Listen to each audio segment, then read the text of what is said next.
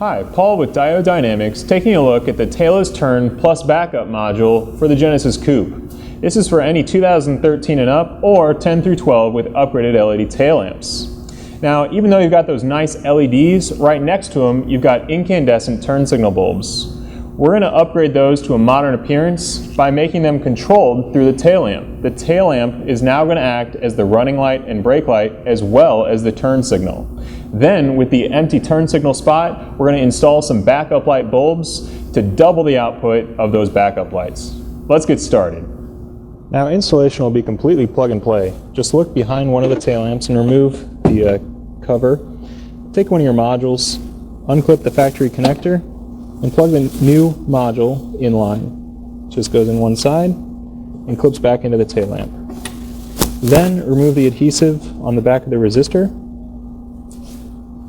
and we'll want to stick it up on the bottom of the tail lamp housing here.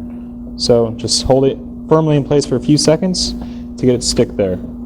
Then you can just put your panel back in place, and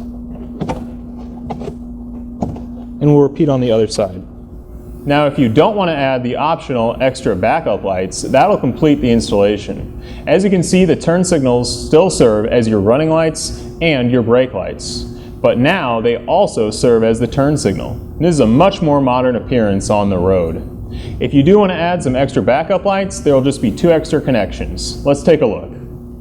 Now, the extra backup light feature is completely optional. And if you do want to add the backup lights, you're going to need some LED bulbs so that you don't overload the circuits. Now we're going to have twice the number of bulbs, so we have to make sure they're LED for less power draw. We're using some 1156 XP80 bulbs from Diode Dynamics.